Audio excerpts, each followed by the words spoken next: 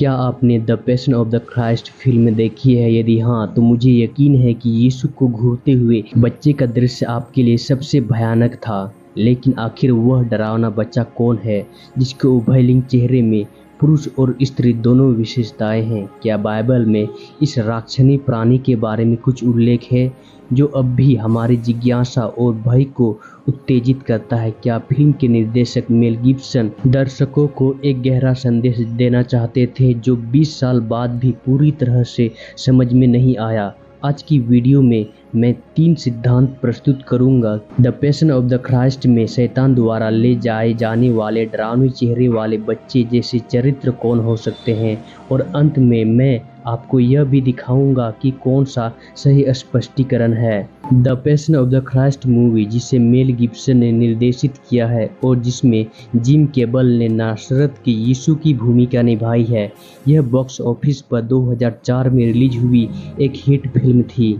इस फिल्म ने पृथ्वी पर यीशु मसीह के जीवन के अंतिम क्षणों को फिर से बनाया, जिसमें गतसेमनी में उनकी पीड़ा और प्रलोभन, यहूदा की विश्वासघात, उनकी गिरफ्तारी के मुकदमे और उनकी सूली पर चढ़ने और मृत्यु से पहले की सारी पीड़ा जैसी घटनाएं शामिल थी। जब यह सिनेमा घरों में रिलीज हुई, the passion of the Christ को विशेष मीडिया से काफ़ी नकारात्मक आलोचना मिली, क्योंकि इससे अत्यधिक हिंसक और कठोर दृश्य थे जो मसीह के जीवन के बारे में अन्य फिल्मों से बहुत अलग थे। जहां नए नियम में 4 सुसमाचार के अलावा दूसरे फिल्मों में बहुत कम पीड़ा दिखाई गई थी। मेल गिब्सन ने मसीह के जीवन के बारे में अन्य पुस्तकों से भी अपनी फिल्म के लिखने की प्रेरणा ली। हम फिल्म में जो देखते हैं उसका चित्रण बाइबल में है, लेकिन इससे निर्माण कम चौंकाने वाला और यथार्थवादी नहीं हो जाता है।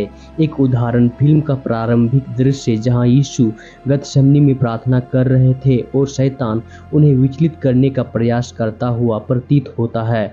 मसीह के प्रकट होने के तुरंत बाद वह अपनी एड़ी से एक सांप का सिर कुचल देता है, जो उत्पत्ति अध्याय 3 पद 15 में बाइबल के पाठ का संदर्भ देता है, जहां परमेश्वर शैतान से कहते हैं कि इस स्त्री का पुत्र तेरे सिर को कुचल देगा। जो यीशु पृथ्वी पर आने के बारे में बाइबल की पहली भविष्यवाणी करता है। एक अन्य उदाहरण वह दृश्य है जहां यहूदा इस्करियोती बच्चों के रूप में प्रकट होने वाले राक्षसों द्वारा सताया जाता है, जो उसका पीछा करते हैं और उसे शापित और हमेशा के लिए शापित कहते हुए शापित करते हैं, उस पर थूकते हैं। फिर एक सड़ते हुए गधे का शरीर उसके सामने प्रकट होता है, जिसके चारों ओर कई मक्खियां होती है। एक कौवा उसकी आंख में चोंच मारता है। इसमें यीशु की एक बढ़ई के रूप में एक रोमन के अनुरोध पर एक अजीब सी ऊंची मेज बनाने की स्मृति यानी कि यादें भी है, जो उसका मजाक उड़ाते हैं। लेकिन उन सभी दृश्यों में जो फिल्म में है और बाइबल के निवारण में नहीं है, सबसे हड़ताली और भयानक निसंदेह वह है जिसमें एक बच्चा है। और इससे पहले कि हम इस अजीब आकृति के अर्थ के में उतरे, हमें यह समझने की ज़रूरत है कि मेल गिब्सन ने शैतान को एक उभयलिंगी प्राणी के रूप में चित्रित करने का फैसला क्यों किया है। इस भूमिका के लिए चुनी गई अभिनेत्री रोसालिंडा सेलेटानो थी। मेल गिब्सन ने कहा कि उन्होंने अपनी फिल्म में शैतान को ये विशेषताएं देने का फैसला किया क्योंकि उनका मानना है कि शैतान वास्तविक है, लेकिन सींग और पूंछ वाला प्राणी नहीं है। देखिए उन्होंने क्या कहा, शैतान उससे कहीं अधिक चतुर है और बुराई को कुछ ऐसे प्रस्तुत करता है जैसे वह आकर्षक और मोहक हो, लगभग सामान्य, लगभग अच्छा, लेकिन बिल्कुल अच्छा नहीं। मैंने फिल्म में शैतान के साथ यही करने की कोशिश की थी। अभिनेत्री का चेहरा सम्मित है, एक तरह से सुंदर है, लेकिन पूरी तरह से नहीं। उदाहरण के लिए हमने उसकी भौहें मुड़वा दी और लगभग धीमी गति से फिल्माया ताकि वह पलकें ना झपका सके, जिससे यह आभास हो कि वह सामान्य नहीं है। हमने द वॉइस को एक पुरुष की कराह के साथ डब किया है, हालांकि अभिनेत्री एक महिला है और यही बुराई करती है। यह कुछ अच्छा लेती है और इससे थोड़ा विकृत कर देती है। भाइयों, शैतान का रूप जितना भी परेशान करने वाला हो, मैं कबूल करता हूँ कि मुझे यह अविश्वसनीय लगा कि फिल्म में इस चरित्र को कैसे चित्रित किया गया, जब वास्तव में वह नहीं है। और अब जब हम यह समझ गए हैं, तो आइए उस डरावने बच्चे के बारे में बात करें। दृश्य में यीशु का रोमन सैनिक द्वारा कोड़े मारे जा रहे थे, जबकि शैतान को भीड़ के बीच में घूमते हुए दिखाया गया है, जो परमेश्वर के पुत्र के खिलाफ सभी हिंसा को देख रहा है। इस समय शैतान एक छोटे बच्चों को पकड़े हुए हैं जो मसीह को बहुत ही भयानक रूप से देखता है। बच्चे के चेहरे पर एक परेशान करने वाला भाव है जिसने कई लोगों को इस दृश्य के लिए लंबे समय तक आघात पहुंचाया है। मेल गिब्सन ने इतालवी अभिनेता डेविड मारोटा के काम को सूचीबद्ध किया, जो अब लगभग 60 वर्ष के हैं। हालांकि वे हॉलीवुड में अच्छी तरह से नहीं जाने जाते हैं, उन्होंने अन्य यूरोपीय प्रस्तुतियों में भाग लिया है, लेकिन निस्संदेह स्क्रीन समय की परवाह किए बिना उनकी सबसे यादगार भूमिका film the passion of the Christ में थी। फिल्म में इस बच्चे की उपस्थिति के अर्थ के बारे में मैं आपको दिखा सकता हूँ। फिल्म के निर्माता के अनुसार कौन सा सत्य है? याद रखें भाइयों कि बाइबल में ऐसा कोई भी वर्णन नहीं है कि शैतान ने अपनी गोद में एक बच्चे को लेकर लोगों के बीच में चला हो। हालांकि हम जानते हैं कि उसकी आत्मा हर समय लोगों को परमेश्वर के पुत्र की निंदा करने के, उसके साथ दुर्व्यवहार करने के लिए प्रभावित कर रही थी। अब आइए पहले सिद्धांतों पर आते हैं। यीशु को पिता ने त्याग दिया था।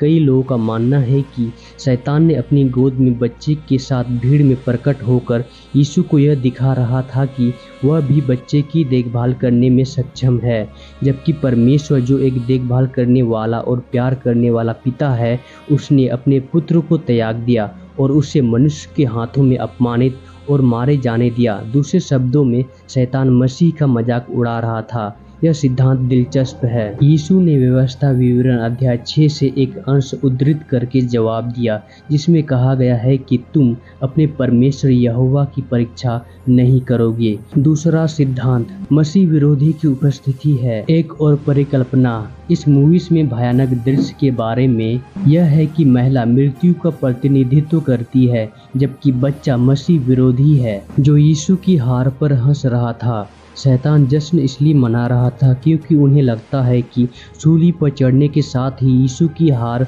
पूरी तरह से हो जाएंगे और वे हमेशा के लिए दुनिया में राज करेंगे।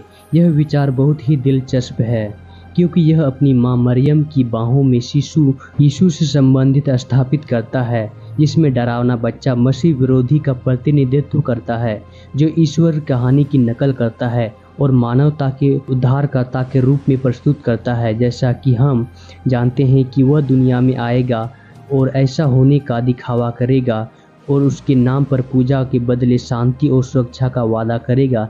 इसके अतिरिक्त यह सिद्धांत बताता है कि हालांकि मसीह विरोधी ने अभी तक खुद को दुनिया के सामने प्रकट नहीं किया है, लेकिन उसकी आत्मा पहले से ही पृथ्वी पर घूम रही थी। न केवल यहाँ होने वाला हर एक चीज को देख रहा है, बल्कि लोगों के जीवन में कार्य कर रहा है और नेताओं के निर्णय को प्रभावित कर रही है, जो भविष्य में उसे वैश्विक शक्ति के रूप में उभरने में सक्षम बनाएंगे।